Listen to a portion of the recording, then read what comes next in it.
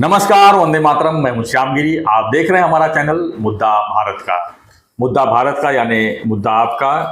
आज का हमारा मुद्दा है मराठा आरक्षण से जुड़ी मनोज जरांगे के बारे में।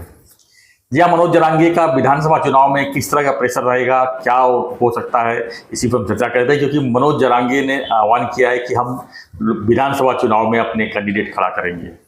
एक बहुत बड़ा इशू है, इसको लेकर हम जो है आज इस वीडियो में चर्चा कर रहे हैं कि आखिर में मराठा आरक्षण का मुद्दा जो है लोकसभा में तो काफ़ी इम्पेक्ट किया, लेकिन विधानसभा में अगर वो चुनाव में भाग लेते हैं तो क्या होगा महाराष्ट्र का, यानी क्या महाराष्ट्र का जो दशा दिशा, जो महाविकास और महायुति की आमने सामने लड़ाई को किस तरह डिस्टर्ब करेगा और किसको डिस्टर्ब करेगा, इस पर हम चर्चा कर लेते हैं।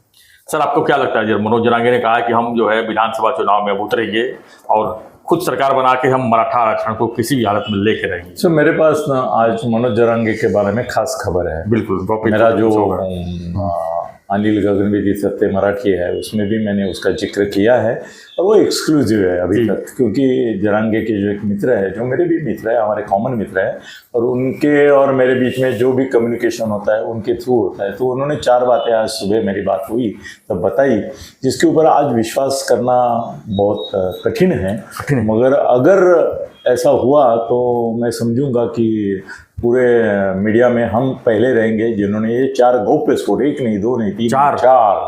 तो पहली बात ये है, संक्षिप्त में बताना है तो मनोज जरांगे 288 जगह उम्मीदवार खड़े नहीं कर रहे हैं, चुनाव में नहीं उतर रहे हैं। इसका दूसरा मतलब है कि 228 से आप पूछेंगे कि फिर क्या 50 25 5 फिर कर रहे हैं क्या, तो नहीं, मतलब चुनाव में नहीं लड़ेंगे, चुनाव लड़ेंगे नहीं।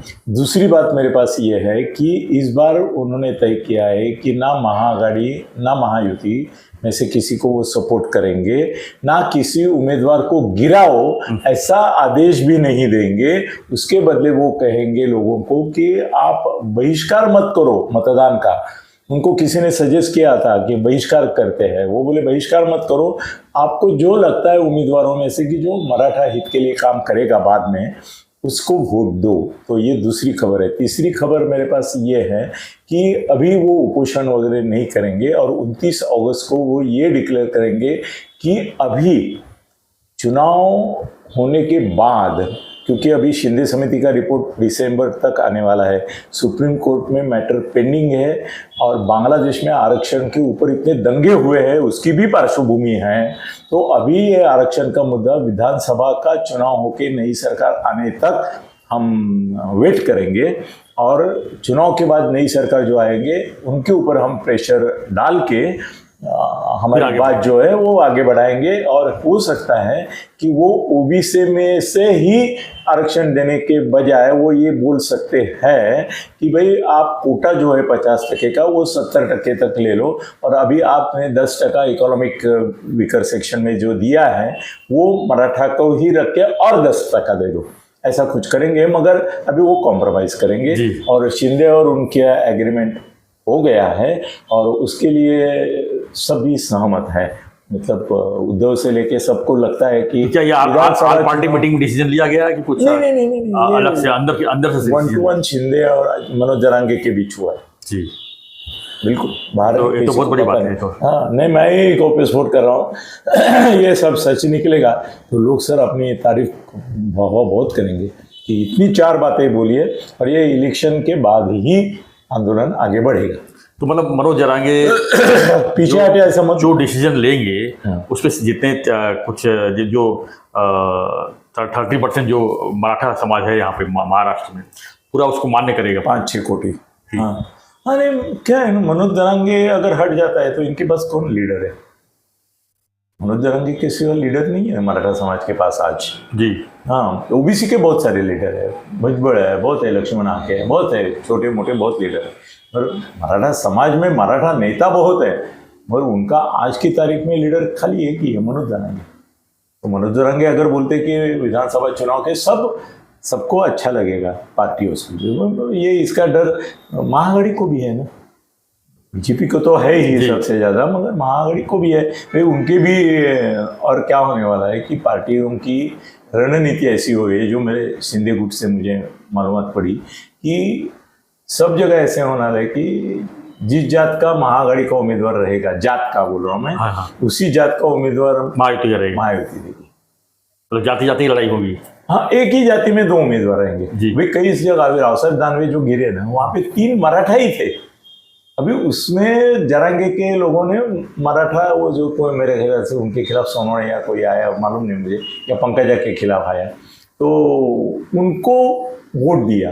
अभी ऐसा है कि तीनों मराठा है, तो उसमें से लोगों को जो लगेगा उसको दो, ये नहीं बोलेंगे कि इसको दो उसको दो, इसको गिराओ, ये बात तो नहीं होगी। सर, गृह मंत्रालय ने, और भी एक विस्फोट है कि गृह मंत्रालय ने मनोज जरांगे के ऊपर इतना प्रेशर लाया है। अभी वो प्रेशर मानने वाले है नहीं है, वो बात मैं नहीं बोलूँगा, मगर बहुत सारा प्रेशर लाया है। सर, अभी लोकसभा चुनाव खत्म हो गया, विधानसभा भी खत्म हो जाएगा, उसके बाद तो मुझे नहीं लगता कि ये आरक्षण के मुद्दे को जो है इतना सरकार भी तवज्जो देगी, लगता है आपको?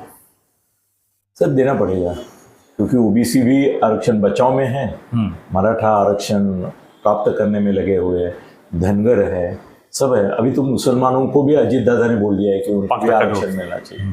तो वो आरक्षण मुद्दा रहेगा, मगर और सारे मुद्दे उभर के आएंगे, एक ही नहीं मुद्दा रहेगा। नहीं, सरकार लग रहा था कि एक ही मुद्दे अभी पे कैसा है कि सरकार उस आरक्षण मुद्दे को लेकर बेचैन है कि महायुति सोच रही है कि हमारी सरकार चली जाएगी, इसी चक्कर में महाआघाड़ी सोच रही है कि मेरा भी नुकसान होगा, तो अभी तो बेचैन है ना। लेकिन चुनाव के बाद तो ऐसा कुछ रहेगा नहीं कि इनकी तरफ ध्यान देने का, तो बोलेगा करते रहो आंदोलन, बैठे रहो पोषण पे। सर, पहले आंदोलन ना 10-10 लाख के मोर्चे निकले, कभी एक पत्थर नहीं पड़ा, नहीं पाया। अभी आमदारों के भी घर जलाने लगे ना। तो अभी अगर विधानसभा चुनाव के बाद, नई सरकार आने के बाद होता है जी, तो बहुत वायलेंस होगा, और उसकी प्रतिक्रिया भी बहुत जहरीली रहेगी। मतलब महाराष्ट्र का मणिपुर अभी नहीं होगा, मगर अगर तब जाके ये भी समझा नहीं, यानी पवार साहब जो बोल रहे थे वो सब, पवार साहब सर कॉशियस कर रहे हैं। पवार साहब को गलत तरह से पेश किया जा रहा है कि वो चाहते हैं मणिपुर, वो सब अलग टाइप का आदमी है। यशवंतराव चौहान के बाद ये शरद पवार ही है जो महाराष्ट्र का भला चाहेगा, तो वो कैसे बोलेंगे कि जातियों को आपस में लड़ाएंगे? नहीं लड़ाएंगे, जातिवाद फैलाएंगे मगर जातियों को लड़ाएंगे नहीं। तो वो नहीं चाहेंगे मणिपुर हो जाए कभी, उनका भी नुकसान है, उनकी जाति का भी नुकसान है। तो मणिपुर उन्होंने कॉशियस किया, हमने भी बोला ना सर 10 बार कि भाई मणिपुर होने जा रहा है, तो हम क्या गलत तरीके से थोड़े बोले, होने नहीं देना है। इस इसीलिए हम बोलते हैं, अरे इथे आगे जाओ नकोस तिथे तुला चटका बसे, इस तरह का वो एक बाप है अपना महाराष्ट्र का, वो कुछ भी बोलो आप जी। बस यही चर्चा था क्या विधानसभा चुनाव के मद्देनजर जो बकवास थे आपके, वही बताना था हमको। तो फ्रेंड्स, आपको क्या लगता है कि मनोज जरांगे की जो इस समय जो स्ट्राइक चल रही है विधानसभा चुनाव का किस तरह रहेगी, और विधानसभा चुनाव के मद्देनजर जैसे कि खत्ते साहब ने कहा कि शायद वो आंदोलन वापस ले सकते हैं, तो अगर वापस नहीं लेंगे, बोलेंगे टेम्परेरीली स्थगित करेंगे, तो आपका इसकी प्रतिक्रिया क्या है? हमें कमेंट बॉक्स लिखिए और बने रहिए, देखते रहिए हमारा चैनल मुद्दा भारत का। धन्यवाद। जय हिंद, जय महाराष्ट्र, जय श्री राम।